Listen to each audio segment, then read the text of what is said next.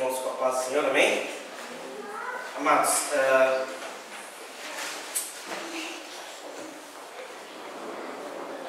gostaria de ler com os irmãos o texto aqui em Marcos, capítulo 4, e eu sei que os irmãos se assentaram, mas vamos colocar aqui mais um momento, verem essa palavra, aqueles que puderem. Então nós lemos aqui em Marcos, capítulo 4, versículo 35. Amém? Marcos 4, 35.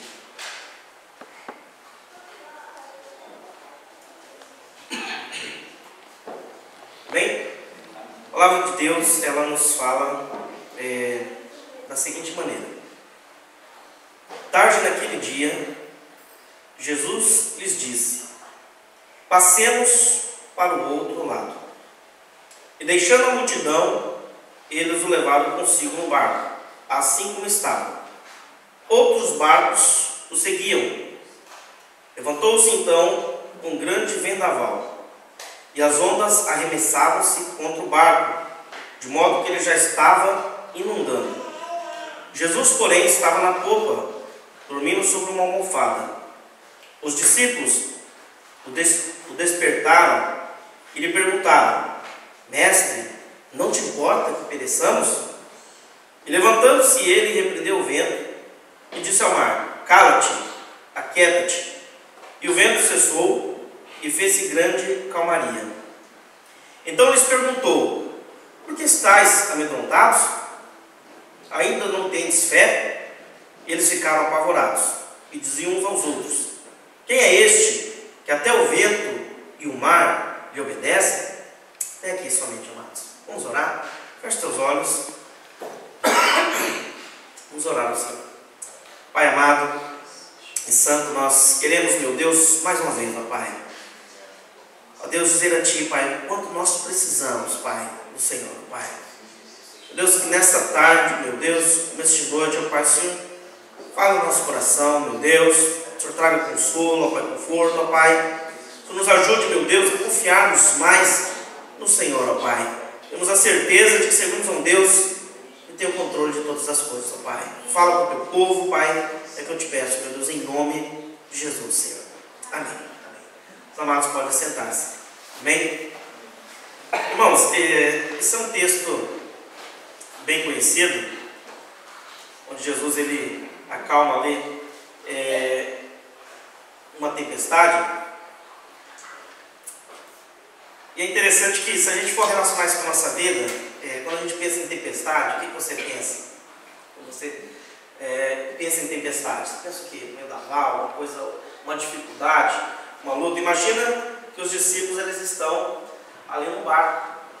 Eles estão ali no barco porque Jesus falou para eles entrarem naquele barco, para eles irem juntamente com ele para o outro lado da margem daquele lago. Então vamos pensar, o que os discípulos estavam fazendo o dia inteiro ali? Porque a Bíblia diz que tarde naquele dia Jesus lhes disse, passemos para o outro lado. Tinha uma multidão, ele deixou que uma multidão entrou no barco dos discípulos, outras pessoas também seguiram eles em barcos. Então o que eles estavam fazendo durante o dia todo? Eles estavam ali juntamente com Jesus, servindo, se envolvendo com as coisas, aprendendo das coisas de Deus, né? Sendo ali treinados, sendo ali moldados e também trabalhando na obra de Deus, juntamente ali com Jesus. E de repente Jesus ele chama aqueles discípulos e fala: olha, vamos para o outro lado. E quando eles começam a atravessar o mar ali, da Galileia, que é um lago, há uma tempestade, né, de vento e tudo mais ali, e o barco começa a se encher de água, e Jesus está dormindo, e os discípulos eles começam a ficar preocupados, eles começam a ficar apavorados. O que chama atenção é que não é assim na nossa vida. Mesmo que você sirva a Deus, mesmo que você se envolva com as coisas de Deus, faça tudo aquilo que se espera de um cristão, vamos dizer assim. Isso não impede de que a gente enfrente dificuldades na nossa vida. Não impede. Eu já vi pessoas, às vezes, meio frustradas com pessoas que estavam até desanimados. Por quê? Por causa das dificuldades que passam na vida. Eu não conheço ninguém, meu amado, que não passe por nenhuma, ou nunca tenha passado por nada.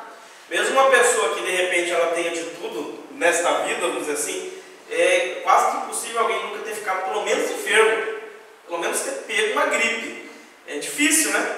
Uma pessoa que nunca teve nenhum problema, nenhuma circunstância, nenhuma dor de cabeça, nada que seja nessa vida. Então todo mundo, todo ser humano que está nessa vida está sujeito às dificuldades. E isso não é uma exceção para o cristão. O cristão também, apesar dele servir a Deus, apesar dele estar caminhando com Deus, ele também está sujeito às dificuldades. Aliás, ainda para o cristão tem um agravante. Por quê? Porque a Bíblia diz que nós estamos num mundo que é caído. E aí de repente a pessoa decide caminhar com Deus, ela vai ter um agravante ainda, né, nessa vida, né, onde ela muitas vezes vai ser incompreendida, onde muitas vezes ela pode ser perseguida, dependendo de onde está. Né? A gente sabe de cristãos que moram em lugares onde há perseguição. Né? A Bíblia mesmo diz que aqueles que querem seguir piamente Jesus Cristo serão perseguidos. Né? Jesus ele fala sobre isso. Então eu quero dizer, para o cristão, nesse mundo que é caído, às vezes é complicado. Né? A injustiça, a gente vivemos num mundo onde há injustiça. O mundo não é justo. Deus é justo. Mas o mundo que nós vivemos, ele não é justo. Então nós vamos viver nessa vida lutas, dificuldades. E se nós não estivermos firmes com Deus, a tendência, mesmo para aquele que está caminhando com Deus, é ele ter momentos de crise, momentos de ele olhar e falar, mas o que está acontecendo? Porque o que aconteceu ali com os discípulos. Nós não temos o controle de nada. Ali no Mar da Galileia, vez por outra acontecia lá uma tempestade de vento, é uma coisa que era imprevisível, não dá para você prever. Tá? Por mais que a gente tente prever, a gente até vivendo em briga que a moça do tempo errou, né? Porque muitas vezes a previsão de que vai chover não chove. A previsão de que vai ter uma coisa, que vai passar um taifun por aqui, aí ele desvia, vai para o outro lado. Então, por mais que a gente tente prever, por mais que a gente tente se precaver, nós não estamos preparados para todas as coisas que acontecem. A gente vê mesmo o Japão, que é um país talvez não mais preparado para enfrentar, por exemplo, terremoto. Não é verdade? Quando aconteceu o tsunami, eles, com todo o preparo que tinha aqui nesse país, eles não estavam preparados para aquilo que aconteceu. Estavam? Não estavam. Então, na nossa vida também, nem tudo dá para se prever, nem tudo dá para se controlar. Aliás, nós não temos. É isso que nós temos que ter na nossa mente, consciência.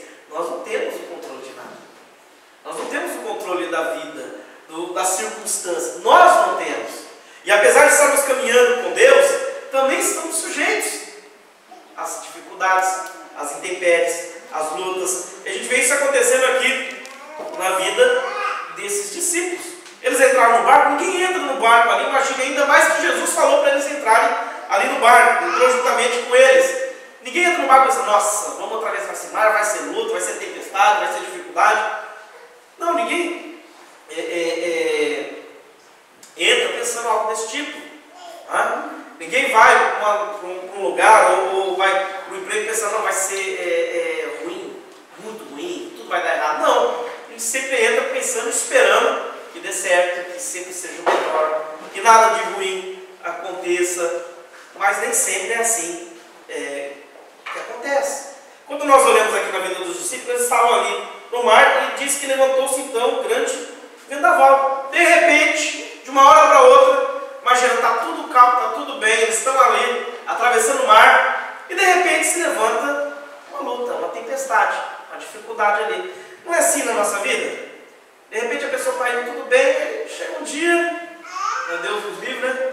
Aí chega o chefe e fala, então, é o seguinte, acabou o serviço. Terrível, né? Ou de repente a pessoa vai no médico, e a gente já teve essa experiência, graças a Deus que o médico pegou, né? Ele falou bobeira, mas o médico fala assim, não sei não, mas talvez tua esposa tenha uma doença aí que não tem a cura. Ninguém está esperando isso, tá? Ninguém está esperando a dificuldade. A gente não fica esperando que as coisas ruins aconteçam. Pelo menos eu não fico, tomara que aconteça, não vejo a hora que aconteça. Não. Mas infelizmente, por estarmos no mundo, estamos sujeitos a circunstâncias que nem sempre estão no nosso controle. E vai vir tanto para pessoas mais velhas como mais novas. Todo mundo vai ter a sua dificuldade, todo mundo vai ter a sua luta. É lógico que existe um diferencial. Meu amado, nós estamos enfrentando uma luta na nossa força, é uma coisa, não é verdade? Por quê? Porque você pode ir até onde você aguenta. Agora, quando nós estamos caminhando com Deus, chega aquele momento que a gente tem que falar: Deus, não dá, eu não consigo, eu não tenho força para enfrentar essa situação. A gente vê isso na vida de personagens bíblicos, que teve momentos na sua vida que fala assim: eu não aguento mais. Tive um Elias falando: ah, Deus, eu não aguento mais, eu estou com vontade de morrer, porque eu não sou melhor que ninguém, não sou melhor que meus pais, todo mundo se afastou, só tem eu que te sirvo aqui. E Deus fala: não tem só você não, filho, tem outros ainda que me servem. E Deus trata ali com o profeta, ou outros que enfrentaram lutas, dificuldades, mesmo o povo de Israel, quando sai do Egito, está ali em frente ao Mar Vermelho, está ali num beco sem saída, e Deus intervém. Então todos estão sujeitos a situações que estão fora do nosso controle, que nós não prevemos, que nós não esperamos que aconteça. E a grande questão é que muitas pessoas, se não estiverem andando com Deus, se não estiverem firmes em Deus, quantas pessoas que no meio da luta, da dificuldade, afundam? Não é verdade? Abandonam o barco, chuta o pau da barraca, como que diz por aí, né? Larga tudo, chuta tudo para o alto. Tá? A pessoa pode fazer isso. Deus não vai, não é que Deus vai impedir, não. A pessoa tem a liberdade de fazer isso. Mas qual será a consequência disso? É lógico que se a gente falar para Deus: vou chutar o pau da barraca, o que Deus vai falar para a gente? Quando Moisés chegou um momento na vida dele, que ele estava lá liderando o povo. Imagina, um povo muito gente fina, todo mundo contente, todo mundo feliz da vida com Moisés, todo mundo grato a Moisés, por aquilo que Moisés tinha feito por eles, né? Será que era assim a realidade de Moisés? Moisés tira o povo, dali a pouco estão com fome. Moisés, então a gente aqui está com fome, rapaz. Moisés, estamos com sede. Moisés, esse sol. Moisés, nossa, você imaginou? Moisés estava lá, a vida arrumada, a vida dele tranquila, pastoreando as ovelhas, né? Ovelha bicho, que não fala, não dá esse trabalho para ovelha gente, né? De repente ele vai pastorear o povo de Deus, tirar do Egito. Dali a pouco, quando o negócio aperta, Moisés, você é o culpado, nós estamos aqui, é desse jeito por tua culpa, dá um jeito.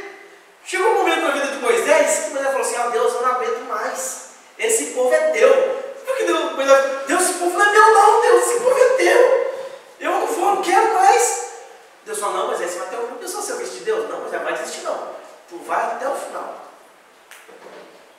Não imaginou? Se a gente falar para Deus: Deus, vou chutar o pau da barraca, você que não vai não. Você não vai não. Você vai até o fim. Você vai até o fim. Tem que ser dessa maneira, meu irmão.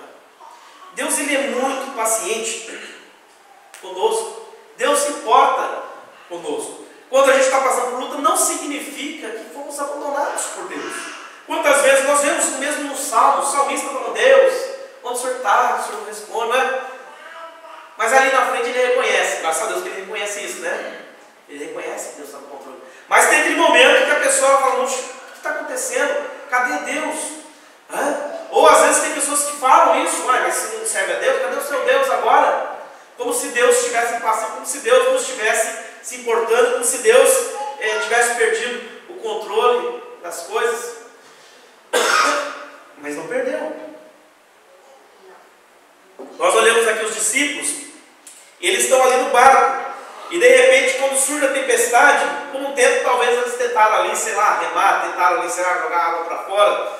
E quem estava no barco junto com eles? Quem estava no barco junto com eles? Jesus Cristo. E aí eu acho que deve ter dado um nó na cabeça deles. Tipo, mas como é que pode? Jesus está aqui com a gente. A gente não pode estar enfrentando né? Jesus, ele tentar entender isso. E outra, nós só entramos no barco porque Jesus mandou. Então tem gente que não entende: poxa vida, eu estou passando luta, mas eu estou obedecendo a Deus sim. Eu estou passando luta. Existe uma diferença, meu amado, entre você enfrentar uma dificuldade porque está desobedecendo a Deus e outra porque está obedecendo a Deus. Eu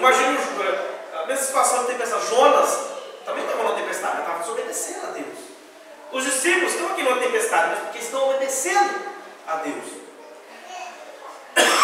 Paulo e Silas foram presos. Por quê? Porque estavam obedecendo ou desobedecendo a Deus?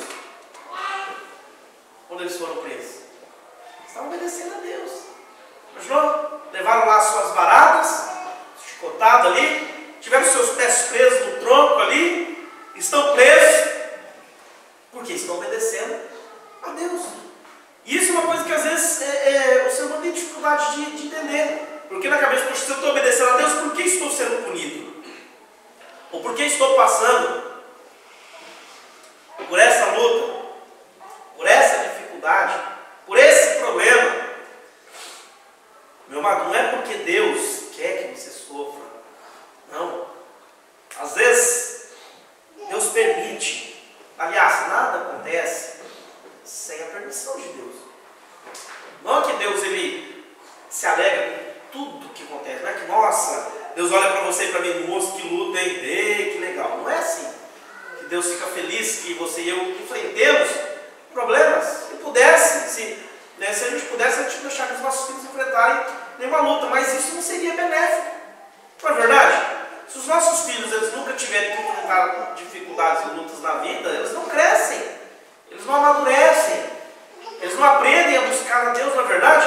Então mesmo aquela tempestade, será que, eu fico imaginando, a Bíblia não diz, mas será que Jesus, ele, sei lá, sabia que poderia estar acontecendo aquilo? Será que, por que Jesus está tão tranquilo ali no barco? Jesus está dormindo no barco, o negócio está ali afundando e Jesus ele está dormindo. E os discípulos talvez pensando, mas puxa, não estamos aqui porque Jesus mandou e agora que o negócio está ruim aqui, Jesus está dormindo. E aí, dali a pouco eles vão lá e acordam Jesus. Mas talvez estava na cabeça deles pensando, mas como que a gente pode? Jesus está aqui com a gente.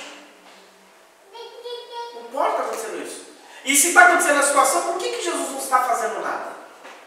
Não é esse o pensamento que ele... Pelo menos quando eles chegam e falam com Jesus, basicamente é isso que eles estão falando para Jesus. Na realidade, meu amado, é como se eles estivessem dando uma chamada de atenção em Jesus. Você sabe que não é diferente hoje. Tem cristão que quer chamar a atenção de Jesus, quer dizer para Jesus, está errado o que você está fazendo.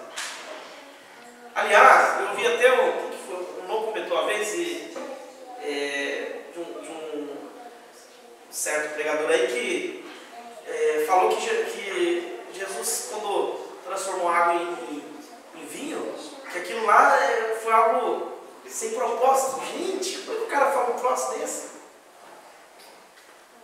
Ué, a pessoa às vezes quer dizer que Jesus então está errado. Ou quando Jesus estava ali na casa de Marta e Maria, e que Marta estava lá fazendo um monte de coisa, tentando servir ali, e Marta chega para Jesus e Marta chama a atenção de Jesus. Mas não é uma ousadia. Mas sabe o que a gente faz de Jesus? Você prometeu, tua palavra diz. E a gente quer botar Deus no cantinho da parede. E, tipo assim, né? Mandar em Deus. Ou dizer para Deus o que Deus tem que fazer. Ou às vezes insinuar que Deus está errado, que não é justo aquilo que está acontecendo. Por quê? Não é justo. Eu sou o servo de Deus, eu estou obedecendo a Deus. Por quê? Não é essa a questão. Então os discípulos, quando eles chegam ali para Jesus, o que eles falam? Os discípulos despertaram e lhe perguntaram: Mestre, o senhor não se importa que nós pereçamos? Jesus, você não está nem aí? Jesus, e aí, você não vai fazer nada, não? De certo modo, eles estão dando uma chamada de atenção a Jesus. Tá? Por quê? Porque eles não conseguem entender. Mas não só isso, também eles estão falando com Jesus, por quê? De certo modo, eles sabem que talvez Jesus possa fazer alguma coisa. Talvez eles não imaginam o que Jesus, sei lá, Jesus ajuda a gente a jogar água para fora, porque eu não imagino que os discípulos pensaram, não, vamos acordar Jesus, porque Jesus vai falar assim, para. Não, eu não creio que eles acordaram Jesus, talvez pensando que Jesus pudesse fazer isso, porque quando Jesus faz isso, eles ficam admirados. Mas talvez eles tenham que pensar, Jesus, faz alguma coisa, ajuda a gente aqui. A gente está tentando aqui, manter o barco em cima d'água aqui, jogando a água para fora, não sei, remando para ver se a gente chega do outro lado. você está dormindo aí, está todo mundo fazendo alguma coisa, você está dormindo aí. De certo modo é isso que eles estão falando para Jesus. Mas também é uma maneira de tentar pedir ajuda. Então o que acontece? Quando eles falam assim para Jesus, eles mostram que eles estão com medo. Eles estão com medo daquela situação. É uma situação que está gerando angústia, preocupação. Talvez a gente não esteja ali no barco, no meio do mar. Mas será que também na nossa vida nós não enfrentamos, mesmo sendo que são situações que às vezes nos preocupam? Não tem preocupação. Bom, não sei, a Bíblia diz para nós não nos preocuparmos. Então parece que ela pressupõe que nós temos a tendência de nos preocuparmos, de ficarmos ansiosos. Paulo fala para nós não ficarmos ansiosos por nada. Pedro fala para nós lançarmos a nossa ansiedade sobre Jesus, porque ele tem cuidado de nós.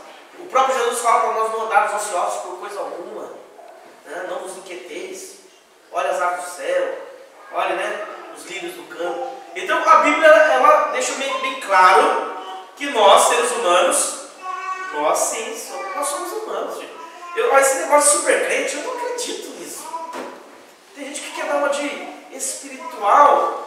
Ser espiritual não é você mostrar que você pode tudo e que você enfrenta tudo e que nada te abala. Isso não é ser espiritual.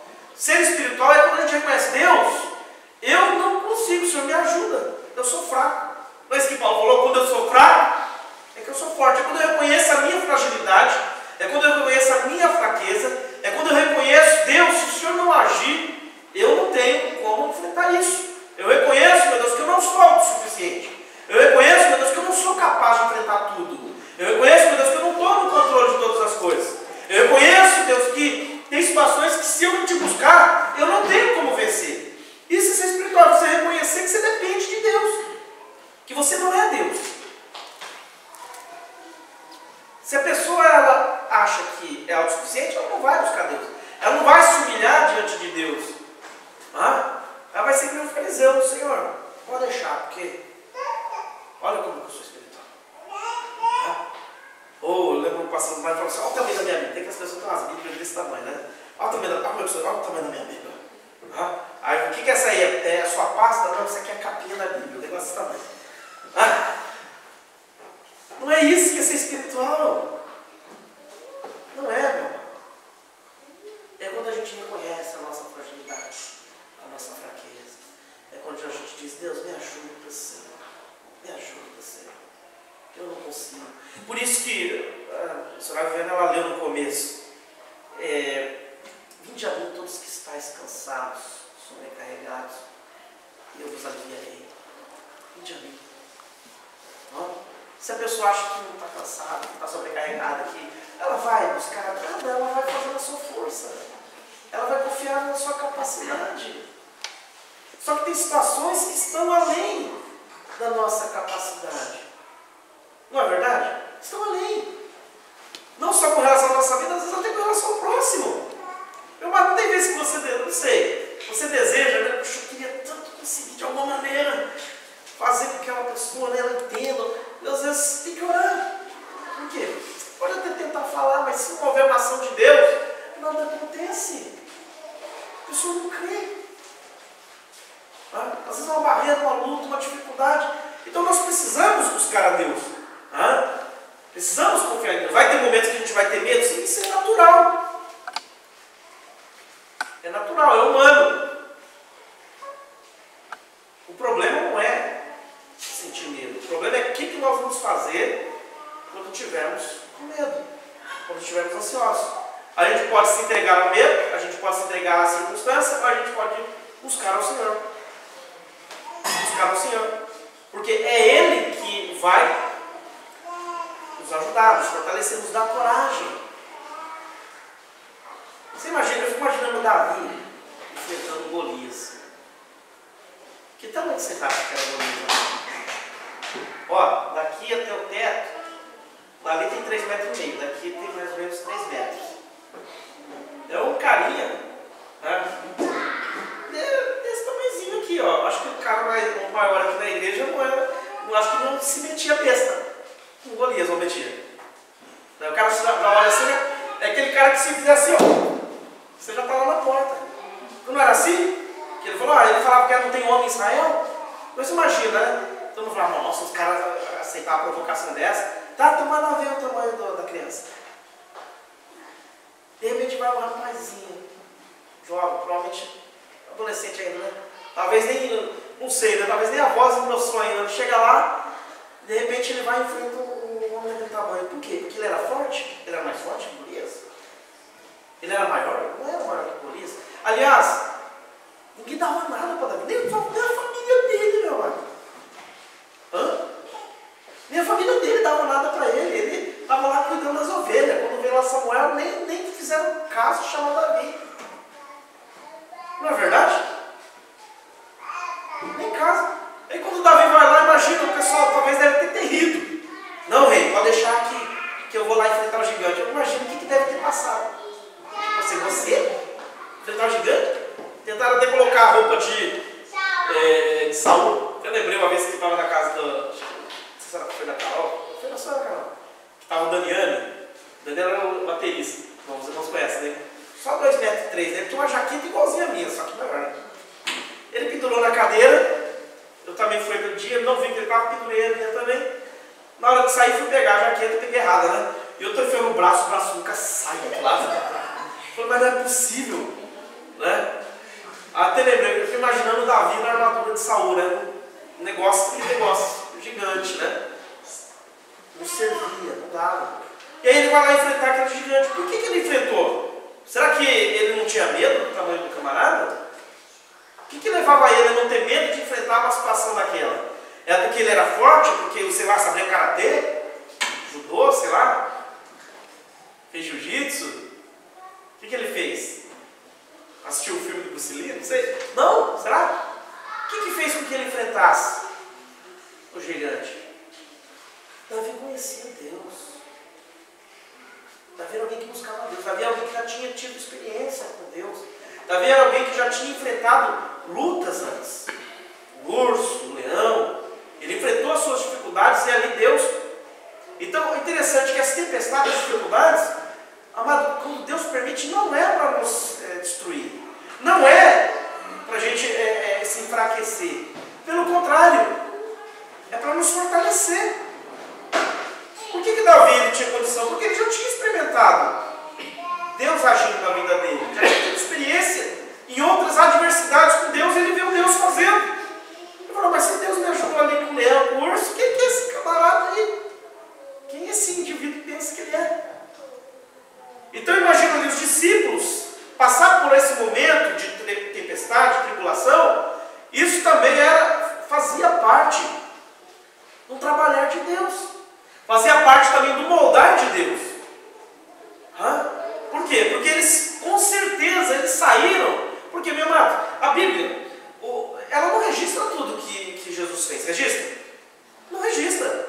Ou você acha que registra? São 3 anos. E pouco ali. O próprio João, quando ele escreve esse evangelho, ele fala, Jesus fez muitos outros sinais que não estão escritos nesse livro. Mas esses que eu escrevi para que vocês creiam. E crendo vocês tenham vida.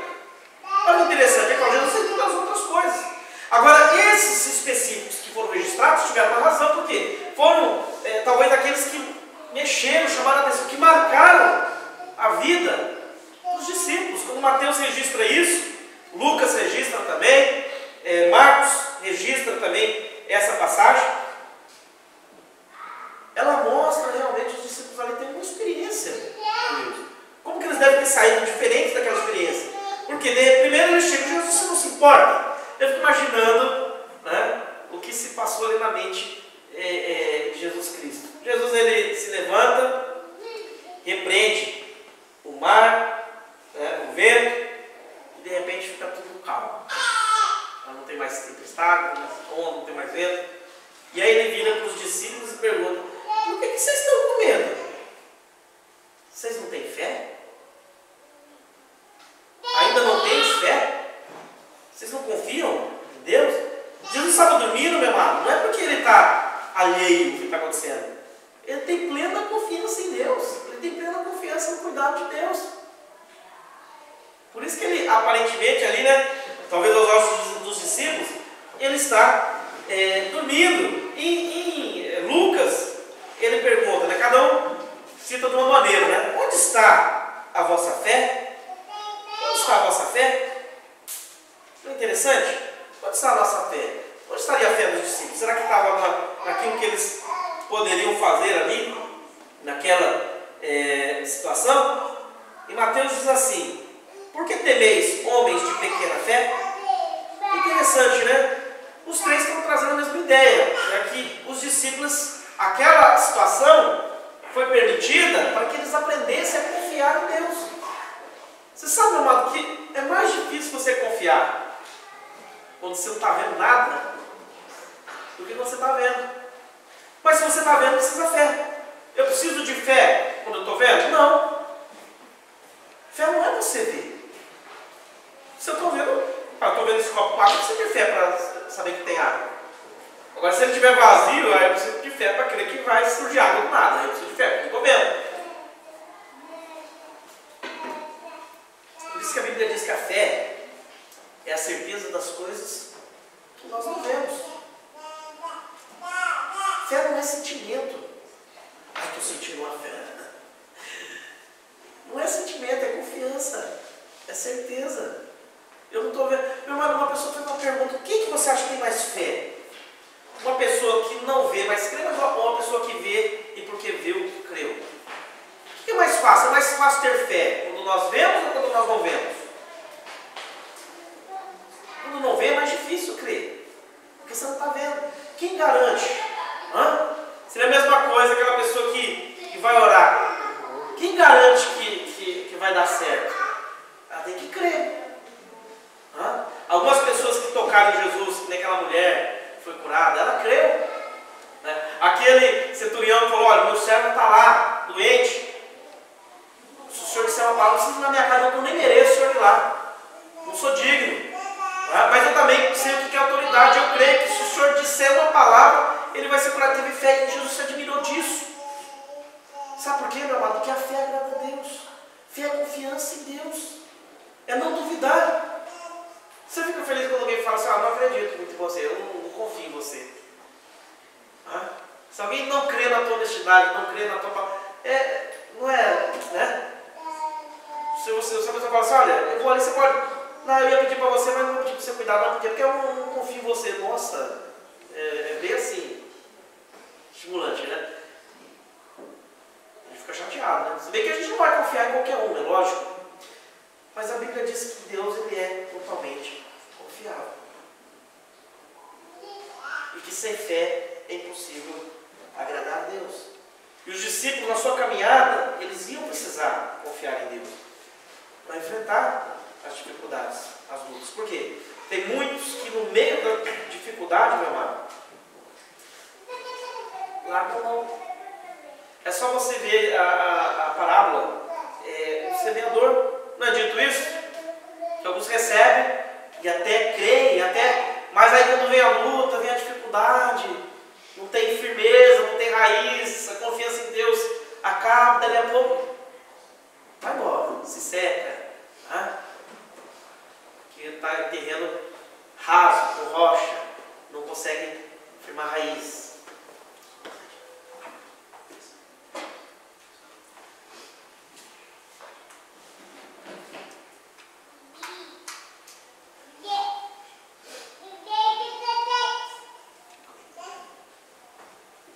Amém? Então o que acontece? Não é assim que Jesus fala quando ele fala a parábola do semeador? Fala de vários solos. Um deles é aqueles que recebem em terreno rochoso. E vindo a luta, vindo a dificuldade, porque não tem firmeza, não tem raiz em si mesmo, o que acontece? Eles abandonam. Então, a necessidade, meu irmão, de sermos tratados, trabalhados. Pense, as lutas fazem parte, sim, do trabalhar de Deus na nossa vida. Porque aí tem o momento de nós exercitarmos a nossa fé, de nós confiarmos em Deus. Por isso que Jesus ia para os discípulos: mas vocês não têm fé ainda. Por quê? Meu amado, eles estão caminhando com Jesus e eles já viram Jesus fazer algumas coisas. Eles já viram Jesus agir. Eles Eles sabem da cura do leproso ali em Marcos, da cura do homem no sábado, da cura do paralítico, que foi ali descido pela casa, pelo teto. Então Jesus está falando: vocês ainda não creem? Vocês ainda não têm fé? Onde estava essa fé?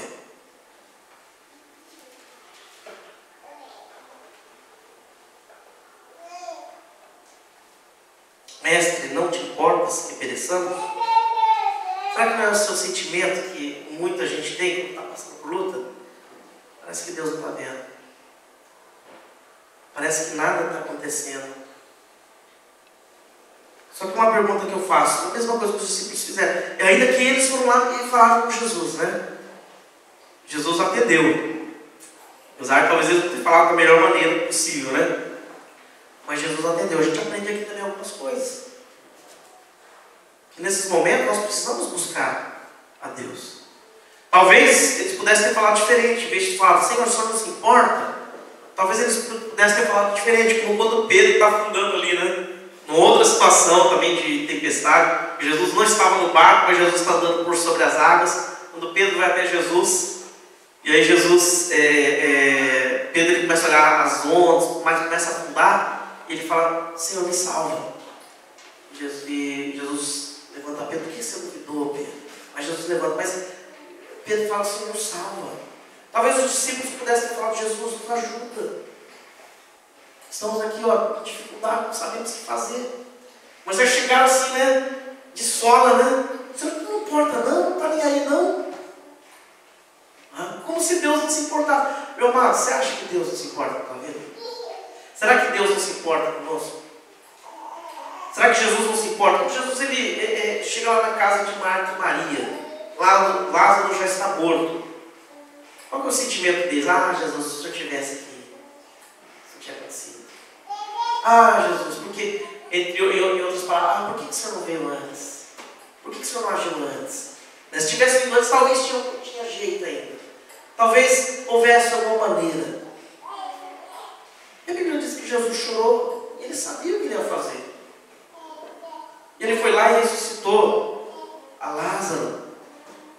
Não é que Deus vai sair ressuscitando todo mundo, não é isso, mas essas coisas que Deus permitiu que acontecesse ali e ficassem registradas, para nós entendermos que Deus tem o controle de todas as coisas.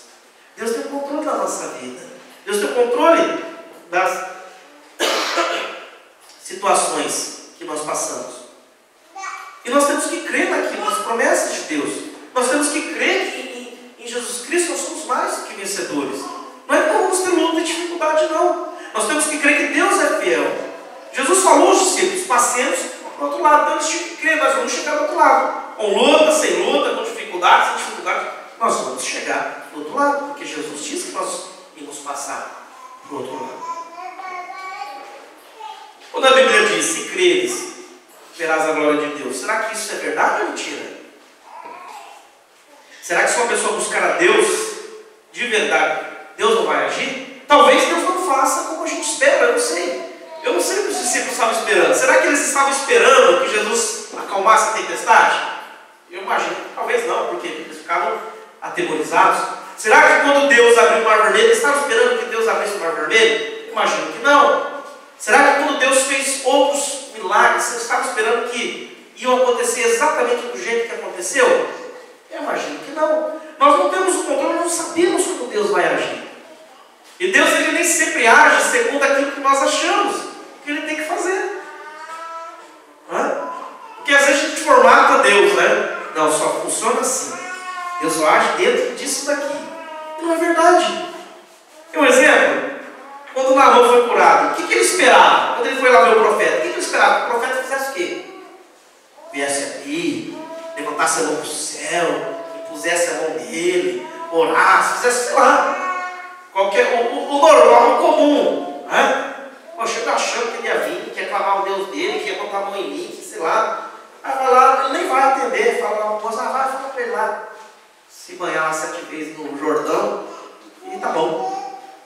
Poxa vida, que despeito. Quem pensa que eu general, vem aqui, o cara me trata desse jeito. aconselharam ali, o jovem vai lá e é curado. Meu irmão, ele esperava que era desse jeito que Deus ia fazer? Não. Jesus curou um cego. Aliás, vários, né? Ele curou. Mas tem um que ele só pôs a mão lá, tem outro que ele cuspiu, tem outro que ele fez lodo ali, né? E passou no olho, ele mandou se lavar. Cada um ele fez de um jeito. Cada um ele fez de uma maneira. Deus não está limitado a nós, não existe método. A gente quer reduzir a vida cristã a uma metodologia. Como se a gente pudesse colocar Deus dentro de uma caixa. O padrão, e Deus agisse. Ó Deus, eu gosto assim, o senhor tem que fazer alguma coisa. E tem que ser logo. E do meu jeito, de preferência. E não funciona desse jeito. Eles falaram ali com Jesus. De repente Jesus ele levanta, ele toma o controle da situação. Isso que é importante nós entendemos. Nós temos que reconhecer. Eu não sei quanto tempo eles ficaram ali lutando antes de chamar Jesus. A Bíblia diz que Jesus estava dormindo. Talvez eles ficaram um tempo ali ainda tentando lidar com a situação, tentando resolver na sua capacidade, na sua força. Até que chegou um momento que não dava mais, e aí foram lá falar com Jesus. E ainda foram dar uma chamada em Jesus, né? Eles podiam ter feito isso logo no começo. Né? Eu lembro que um pastor Osmar uma vez falou que veio uma pessoa para pedir ajuda numa situação. Ele falou, mas quanto tempo você está passando por isso? Ah, já tem uns 2 anos. Mas agora que você... Não que Deus não possa ir, mas agora você esperou o negócio ficar do jeito que ficou para... Não é que Deus não pode agir. Mas quanto antes nós temos a Deus, quanto antes, melhor, para que deixar o negócio ficar ruim? Não é verdade? É como aquela pessoa que está enferma e ela vai protelando. Ela, não, amanhã eu vou. Daí a pouco quando ela vai no médico, ele fala assim, olha rapaz, se eu tivesse ido, né, um tempo atrás, até dava para fazer alguma coisa. Agora não dá para fazer mais nada. Só Deus na causa. É lógico que nós sabemos que Deus ele pode agir nas circunstâncias que estão além de nós. Mas como cristão, meu amado, quanto antes nós irmos a Deus, quanto antes nós buscarmos a Deus, quanto antes nós apresentarmos a nossa situação a Deus, a nossa vida a Deus, quanto antes nós pedimos orientação a Deus, menos nós vamos sofrer, menos nós vamos errar. Não é verdade? Menos nós vamos errar. Agora, lógico, sofrer estamos sujeitos, independente de estarmos buscando a Deus ou não. Mas você saber que, não, mas eu estou, então se Deus está permitindo, então tem alguma razão. Tem alguma razão. E aí a Bíblia diz que eles ficaram apavorados, e eles começaram a perguntar ao outro, mas quem que é ele? Quem que é esse homem? Quem que é esse que até o mar, o vento, obedecem? Meu irmão, essa experiência não fez também com que os discípulos conhecessem Jesus um pouco mais? Também não fez com que eles conhecessem Jesus, não só um Jesus homem, Jesus era ser humano, sim, 100% homem, mas um Jesus que tem um controle, que é todo poderoso. Não fez também que eles experimentassem o poder de Deus, a ação de Deus? As dificuldades servem para isso também, para que fique manifesto. Quando Jesus, ele, por exemplo, ele ressuscita Lázaro, ele fala, olha, isso aconteceu, ou foi permitido por uma razão maior, para que Deus seja mais glorificado. Para que seja evidenciado realmente o poder de Deus. Quando Jesus cura aquele paralítico ali, que foi descido ali pelo teto, antes de curar, ele fala, filho, teus pecados estão perdoados. Todo mundo ali, falar isso é fácil, né? Quem esse cara pensa que está dizendo aí que os pecados, ele não acha que é Deus?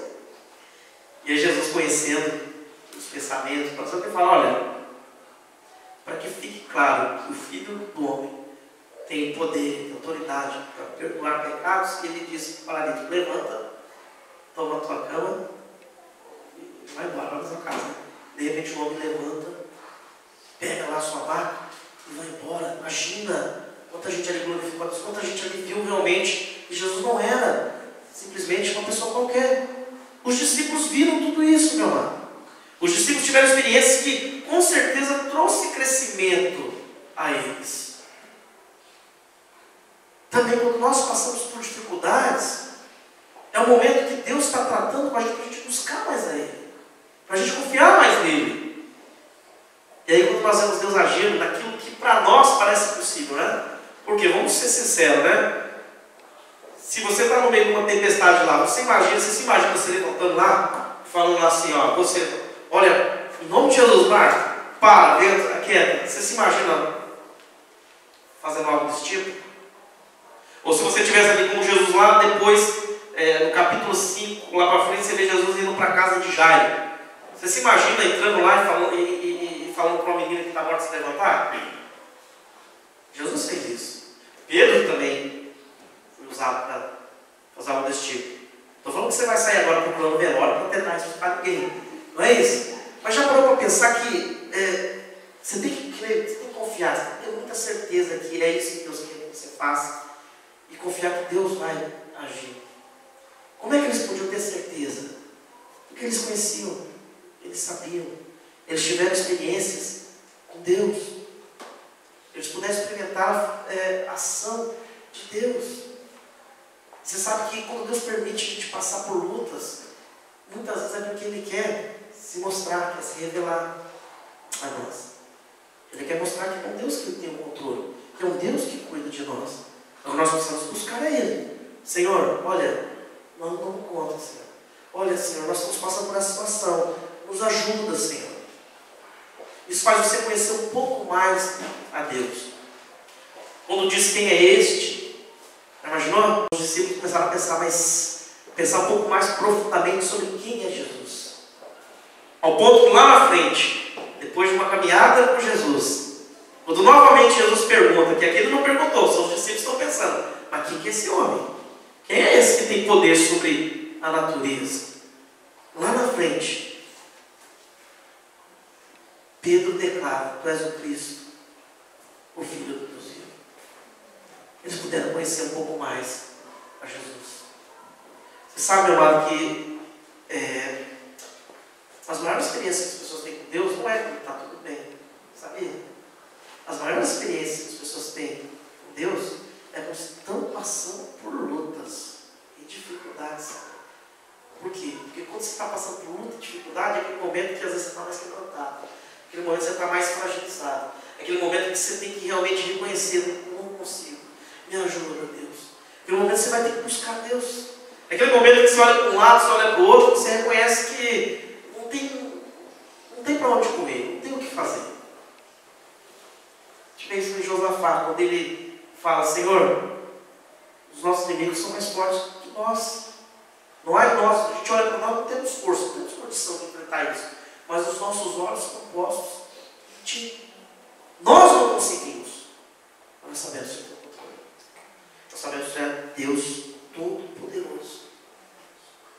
Quem é esse Jesus? Esse Jesus, meu amado, é aquele Jesus que ensinou ali, ó, um pouquinho antes dessa passagem que estava ali ensinando, falando do reino de Deus. Esse Jesus aqui no capítulo 5, quando ele chegou do outro lado, é o que expulsou os demônios ali, daquele homem, do Gerazeno ali. É o Jesus que curou aquela mulher enferma, né? Quando estava indo ali na casa de Jairo. É o Jesus que ressuscitou a filha de Jairo. É o Jesus que tem o controle de todas as situações. Ele tem o controle da nossa vida. Então a questão não é passarmos por tempestades, por lutas. Vamos passar. Infelizmente. Se a gente pudesse passar sem ter luta, mas não é uma realidade. A questão é como é que nós saímos depois disso. Será que nós saímos fortalecidos?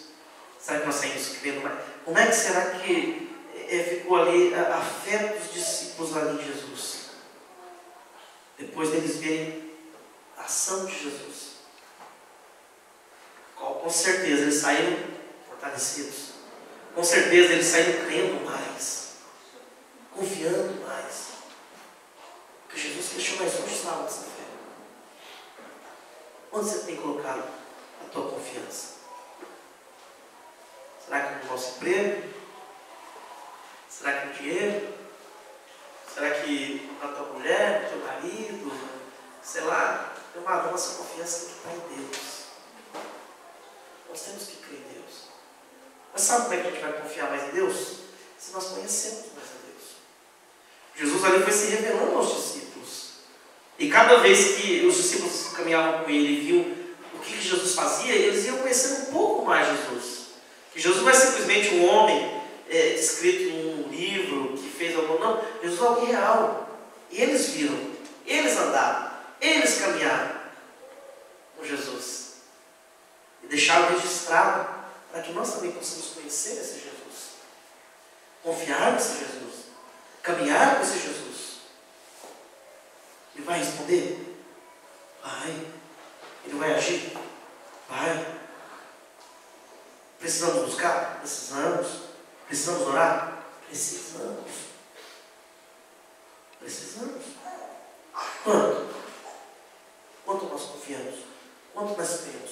Quanto nós buscamos? Quanto nós oramos? Às vezes, Deus permite situações para que a gente busque mais a Ele. Para que a gente confie mais nele. Para que a gente descanse mais nele. Passar por elas é bom? A gente gosta? Não. Mas depois que você passa, você vê que Deus cuidou de você, meu amado. Você sabe que Deus cuida. E às vezes Deus nos surpreende. Eu não sei se você já foi surpreendido por Deus. Eu não sei. Os discípulos aqui foram surpreendidos por Jesus Cristo daquilo que Ele fez. Digo para você, meu amado, se tiver, não importa o que você esteja passando na tua vida. Se você estiver buscando a Deus, às vezes você olha para a situação e fala, mas a minha situação é diferente da dos outros. A minha situação é mais complicada. Meu amado, você quer uma situação mais complicada do que a menina morta? Você quer uma situação mais complicada do que uma pessoa que Jesus ama, uma família lá que o homem já está 4 dias que está morto, está até apodrecendo? Você quer uma situação mais difícil, mais inviável, mais impossível de alguma coisa acontecer do que isso? E Jesus agiu? Qual é a situação? Qual é o impossível que Deus não possa agir? Quando Deus falou lá para Abraão, olha, daqui um ano eu vou vir aqui e Sara vai ter um filho. O que Sara fez? E nessa idade. Ela riu. Por que você está rindo aí? Não, não estou rindo não. Tá sim, você está rindo. Por acaso, existe alguma coisa difícil demais para Deus? Existe alguma coisa que é impossível para Deus? Existe? Não existe.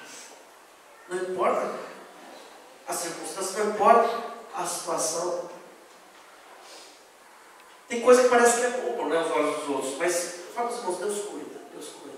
A Viana lembra disso, tem uma época que ela ficou doente, a gente ficou muito em dificuldade mesmo. E a igreja era lá no centro de Amamatsu, não sei se alguém chegou a ver uma placa gigante que tinha lá no centro de Amamatsu, escrito Jesus is Love, isso aí depois passou nos mar. Né? E eu disse, vou botar uma placa que tinha uns 15 metros de placa ali na esquina do Zazá. Escrito Jesus é amor, né? E ele pôs mesmo. E a igreja era lá, só que não tinha estacionamento. Não tinha, por quê? Porque no centro aí a gente tinha que andar e botar o carro lá no estacionamento, aí sim vinha andando, né? Pagava acho que. Depois de mais embaixo, às vezes pagava 300, 400. A gente foi para a igreja. E eu pus o carro no estacionamento, daqueles de elevador. E a gente estava bem apertado, o vento estava doente, sem trabalhar, e eu não tinha para comer. Mas sabe quando você chega na igreja, de repente eu peguei a carteira, não sei se ia separar o dinheiro para a oferta. Viviane, eu dinheiro. E eu pus o carro no estacionamento, daí eu vou te dar agora. E aí pensando, daí não conhecia muito, estava ainda, não tinha aquela liberdade para fazer uma certa hora. O que eu faço pensando? Tipo, não, acabou o culto, não tem jeito, não queria mais para mim, tem que pedir um dinheiro emprestado para alguém. Porque senão não tem dinheiro para sair do carro, o que eu faço? Meu Deus do céu. Aí eu lembro até hoje, chegou o pastor Moisés, eu nem era pastor. Aí ele me deu aquela praça apertada, ai. Ele falou assim, ó irmão, eu não sei não, tá? Mas durante o culto assim, eu fiquei incomodado. Eu acho que é Deus. Pode te dar um negócio aqui. Me deu um envelope. Deu uma oferta pra gente. Bom, eu precisava, meu amado, dos 400 e somente 500. Eu oferta, eu nem sabia. Quem sabia que ele estava passando por luta, por alguns problemas, o pastor José, o pastor Osmar. Eu precisava de 400, né? Deu 10 mil, né? Deu para tirar o carro e fazer compra no meio da semana. Isso é tão simples. Não é uma coisa simples. Pode ser simples, mas para alguns vai ser cuidado de Deus. Eu não tinha obrigação de fazer isso, não tinha nem por que fazer isso. Mas isso é cuidado de Deus. Eu não estou falando que Deus cuida só da questão financeira, não. Eu estou falando que Deus ele se importa, Ele sabe do que você precisa. Ele sabe das suas necessidades. Teve uma época que ficou ruim o emprego, eu trabalhei 6 meses só o baita. Ele podia acabava o baita, acabava o baita até. E é Deus que abriu, misericórdia de Deus. Deus cuida, a gente tem que crer que Deus cuida. É lógico que Ele passa, no momento você fica assim, meu Deus do céu, e agora? O que a gente vai fazer? Tá? Mas Deus permite. Eu entendo que Deus permite isso para a gente crescer, para a gente amadurecer, para a gente aprender a confiar em Deus, que é uma coisa muito difícil. Quando Jesus manda os discípulos sem nada, Ele não mandou sem nada a primeira vez para evangelizar, depois Ele mandou para alguma coisa, né? Não é que Ele está falando, envia um missionário e não ajuda, não é isso não. Mas a primeira vez que mandou eles sem nada e eles se hospedassem na casa que recebessem, era para que eles aprendessem a confiar em Deus, no cuidado de Deus, que Deus vai suprir, Deus vai guardar, que Deus vai abençoar. Você já parou para pensar que qualquer situação que você passa na sua vida, o que você pode aprender com isso? Ou o que Deus às vezes quer te ensinar? Às vezes Deus quer ensinar a gente a ser mais prudente, mais sábio nas nossas decisões. Às vezes Deus quer fortalecer a nossa fé. Às vezes Deus quer nos ensinar humildade, sermos humildes. Porque quando a gente está numa situação que é difícil, a gente às vezes tem que pedir ajuda. Mas a gente não quer. Uma vez a gente foi ajudar uma pessoa, e aí o irmão chegou e foi dar uma ajuda. Não precisa. Como não precisa? Está desempregado, está passando. Não precisa. Aí você vai, meu irmão, não sou eu. Isso é Deus que está te ajudando. Está usando a minha vida, ou a vida de qualquer outro irmão aí, mas é Deus, você tem que entender que é Deus. Agora, deixa eu fazer uma pergunta para você. Você orou para Deus suprir, para Deus? Orei. Então, aí quando Deus levanta alguém para te ajudar, você fala, não quero. Tem que ser mais humilde. O irmão chegou e falou, isso é orgulho, meu irmão. É orgulho, não é? Isso é orgulho. Deus quer te ensinar você a ser mais humilde. Você reconhecer. E Deus trabalha na nossa vida. É porque a gente passou bem dificuldade, que meus irmãos ajudam. Humanamente falando, você fica, né? A gente fica, não quero, não precisa. Não precisa, hoje precisa. E às vezes Deus trabalha no nosso coração. Para a gente entender que a gente depende de Deus. Para a gente entender que tem coisas que tem que ser trabalhadas na nossa vida, no nosso coração. Para a gente sair fortalecido. Para a gente se tornar aquilo que Deus quer que nós nos tornemos. Sabe qual é o propósito de Deus para a tua vida? Que você se pareça cada vez mais com Jesus Cristo. Só que para que isso aconteça, meu amado, Deus vai ter que trabalhar na nossa vida. Ao vezes, olha, Deus trabalha na minha vida. Alguém já viu aquele cântico? Eu quero ser um vaso novo. Quebra a minha vida e faz ele novo. Aí o oleiro pega o barro, ele amassa o barro, ele bate o barro. Mas para Deus trabalhar na nossa vida, Ele vai usar as circunstâncias, as dificuldades, as lutas, para a gente aprender a confiar, para a gente aprender a buscar, para a gente entender que Deus tem controle de todas as coisas, que Deus tem poder para agir nas circunstâncias, sejam elas as piores possíveis. Deus tem poder para agir. Como Ele vai fazer isso? Eu não sei. Mas eu sei que a Bíblia diz que tudo opera para o bem daquele que ama Deus, daqueles que são chamados pelo seu propósito. Se você ama Deus, se você está buscando a Deus, e mesmo assim você tem enfrentado tempestades, lutas, tenta uma coisa, meu amado. Se não é porque você está desobedecendo a Deus, então Deus vai trabalhar na tua vida. Se é por alguma decisão errada que tomou, não importa. se volta para Deus. Você volta para Deus, porque Deus também age na tua vida, na minha vida. Aquele propósito dele. A questão é, eu tenho duas opções. Não fazer nada.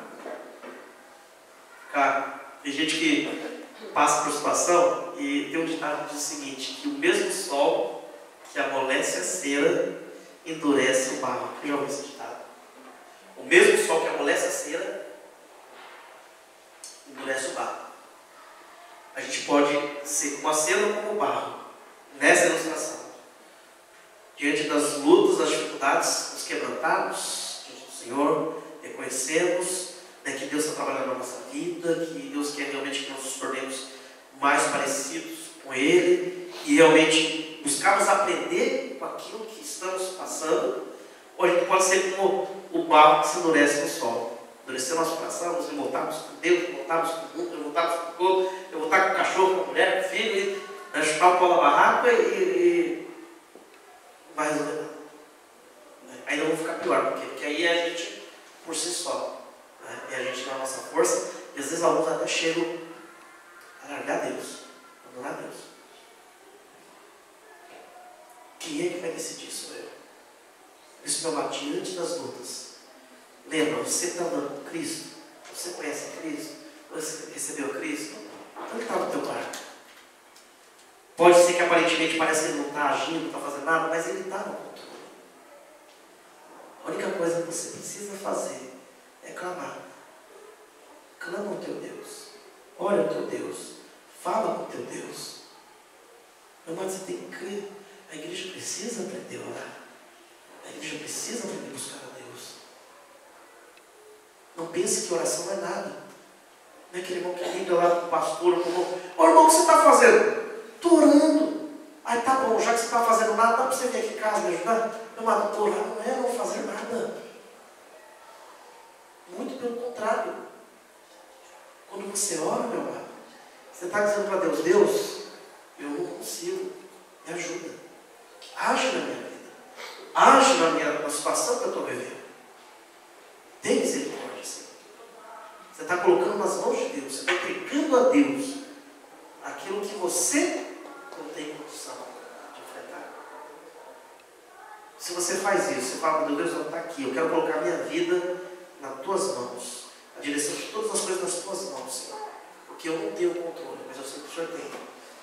Você acha, meu irmão, que Deus não vai agir? A oração do justo pode muito seus efeitos. Se uma pessoa ora a Deus, coração quebrantado, contrito, reconhecendo que precisa da graça e misericórdia de Deus, que realmente quer que Deus age na sua vida, tome o controle, então, com certeza Deus vai agir. Se Jesus, quando foi chamado ali para os discípulos, ainda não foi chamado do jeito que deveria ser, né? Ele agiu por amor àqueles discípulos. Quanto mais se você chegar diante dele, quebrantado de coração, clamando a ele, com certeza ele ouvirá. Vamos orar, feche seus olhos. Nós vamos orar nesse momento. Eu gostaria que você orasse pela uma pessoa que está do seu lado.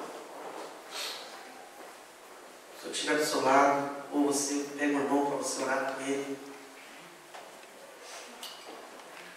Eu não sei, você não sabe o que, ou talvez você saiba, não sei, o que o teu irmão está passando. Talvez você saiba, talvez você não saiba. Mas independente de você saber ou não, Deus sabe exatamente o que cada um necessita, cada um está passando. Então eu peço que você, meu amado, ore em favor do teu irmão. Ore em favor daquele que Deus colocar no teu coração. Para que Deus venha trabalhar, para que Deus venha dar direção, para que Deus venha abençoar, para que Deus venha fortalecer, para que não importa a luta que o teu irmão esteja enfrentando, que ele possa enfrentar isso buscando a Deus, confiando em Deus, amadurecendo o relacionamento com Deus. Senhor Deus, Deus. Estamos aqui, meu Deus, reconhecendo, Pai, a nossa fragilidade, Senhor. Meu Deus, nós somos fracos, Senhor. A palavra nos diz que nós somos pó, Senhor. Nós sabemos que os nossos dias não são muitos, Pai. Nós sabemos, meu Deus, que nós não temos, Pai, o controle de nada. Não sabemos nem se estaremos vivos, Pai, amanhã, Senhor. Mas apesar da nossa limitação, apesar da nossa fraqueza, Pai, apesar, meu Deus, das nossas debilidades, Senhor, nós servimos um Deus que não é fraco. Nós servimos a um Deus que é onipotente, que é onipresente, que é onisciente. Nós servimos a um Deus que é soberano. Nós servimos a um Deus que tem o controle de tudo, de qualquer coisa, de qualquer situação nas suas mãos. Um Deus que cuida de nós. Um Deus que prometeu estar conosco todos os dias, até a consumação dos séculos. Um Deus que deixou muito claro que nós podemos lançar sobre Ele as nossas ansiedades, as nossas angústias, porque Ele tem cuidado de nós. Meu Deus, Tu sabes, Pai. Tu sabes, meu Deus, de cada um que aqui está, Senhor. Das lutas, das tempestades, das dificuldades, meu Deus. E nós sabemos, Pai, que elas vêm não para nos afastar do Senhor, ó Pai. Na nossa vida, Pai. Na vida daqueles que aqui Te conhecem, meu Deus. Que talvez tenham passado por lutas, por dificuldades, por tribulações, por tempestades, Pai. Meu Deus, o Senhor tem permitido, ó Pai. Nós sabemos que não é para o nosso mal, mas para o nosso crescimento. É para que venhamos confiar mais no Senhor. É para que venhamos buscar mais no Senhor. É para que venhamos entender que a nossa vida, meu Deus, ela está nas Tuas mãos. E é o Senhor quem cuida de nós. Que do mesmo jeito que o Senhor cuida, meu Deus, das aves, do mesmo jeito que o Senhor cuida da natureza, das plantas, do mesmo jeito que o Senhor tem o controle, meu Deus, sobre a natureza, do mesmo jeito que o Senhor tem poder para curar, para libertar, para salvar, meu Deus, para ressuscitar, para dar vida, meu Deus. O Senhor tem poder, meu Deus, para fazer infinitamente mais do que tudo quanto pedimos, do que tudo quanto pensamos, Pai. Segundo assim nos diz a Tua palavra, Pai. Por isso, meu Deus, age na nossa vida, Pai. Age na vida do nosso irmão, Pai. Meu Deus, fortalece, Pai, aquele que está batido, Pai. Restaura, meu Deus. Levanta, Pai, aquele que está cansado, Pai. Como foi lido aqui no começo do culto, Pai. Ó Deus, que o Senhor venha incomodar cada um que aqui está para ir até o Senhor, ó Pai. Porque assim Jesus nos convida, Pai, para irmos até Ele. Para, meu Deus, tomarmos sobre nós o jugo dele, o fardo dele que é suave e é leve, ó Pai. Para nós lançarmos sobre ele, meu Deus, toda a nossa angústia, toda a nossa dificuldade, ó Pai. Para reconhecermos, meu Deus, Tu és um Deus que se importa, que cuida, que nos ama, que está agindo e continuará agindo na nossa vida, Pai. Ó Deus, não permita, Pai, que as dificuldades, que as lutas, meu Deus, venham afastar, meu Deus, Teu povo de Ti. Pelo contrário, meu Deus, que nas lutas, Pai, nós venhamos apegar mais ao Senhor, ó Pai. Que no meio das dificuldades nós vamos reconhecer, meu Deus, o quanto precisamos, o quanto necessitamos, Pai, da ação do Senhor na nossa vida, Pai. Meu Deus, desperta, ajuda o Teu povo a orar, ajuda o Teu povo a clamar. Ah, Deus, incomoda, Pai. Tira, meu Deus, toda dificuldade, todo impedimento, ó Pai. Ó Deus, ensina-nos, Pai, a buscarmos a Tua graça, a Tua presença. Ó meu Deus, Teu amor, ó Pai. A nos depositarmos, Pai, a nossa vida, Pai, diante do Teu altar, ó Pai. A oferecermos, meu Deus, a nossa vida ao Senhor, ó Pai, como sacrifício vivo, como sacrifício santo, como sacrifício agradável. A reconhecermos, meu Deus, Tu és aquele que cuida de nós. Tu és aquele que se importa conosco. Tu és aquele que quer fazer de nós, meu Deus, pessoas mais parecidas com Jesus, ó Pai. Quer nos abençoar e quer abençoar outros através da nossa vida, Pai. Abençoa a Tua igreja, abençoa o Teu povo, trabalha, Pai. Que cada filho Teu aqui venha crescer, venha amadurecer em meio às lutas e dificuldades, Pai. E venha, meu Deus, se parecer mais e mais com Jesus Cristo, ó Pai. Em nome de Jesus, ó Pai. Ó Deus, abençoa o Teu povo, meu Deus. Oh, minhas orações estão sendo feitas, Pai, pelos Teus filhos, Pai. Oh, minhas orações estão sendo feitas em favor, meu Deus, dos nossos irmãos, Pai. E age, meu Deus, na vida de cada um, meu Deus. É o que eu te peço, ó Pai. Eu te agradeço, Senhor, em nome de Jesus Cristo, Pai, em nome de Jesus, Pai. Em nome de Jesus, Senhor. Em nome de Jesus. Em nome de Jesus, Pai. Em nome de Jesus. Pai.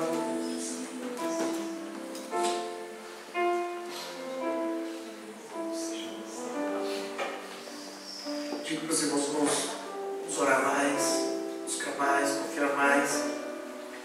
Nós às vezes falhamos muito de buscarmos o Senhor, confiarmos no Senhor. Às vezes tentarmos crescer na nossa força, tentarmos fazer na nossa força. Mas a igreja precisa orar, nós precisamos orar. Nós precisamos buscar mais, nós precisamos crer mais. Nós precisamos crescer. Deus quer te dar crescimento. Eu tenho certeza que não importa o que você tenha passado, você tem Deus no controle. Deus quer usar qualquer situação que você tenha vivido para o teu bem, meu amado. Não para o teu mal, para o teu crescimento. Para que você se aproxime mais dele. Então, se você tem passado por momentos difíceis na tua vida, meu amado, busca mais a Deus. Chora aos pés do Senhor. Fala com Ele. Eu digo para você que vai te entender melhor do que nós, melhor do que eu, melhor do que teu marido, melhor do que tua esposa, melhor do que teu melhor amigo. Não tem ninguém que vai te entender, te compreender, te consolar melhor do que Deus. Mas você tem que buscar. Você tem que ir atrás. Se você for, você vai com certeza experimentar aquilo que Deus tem para a tua vida. Amém?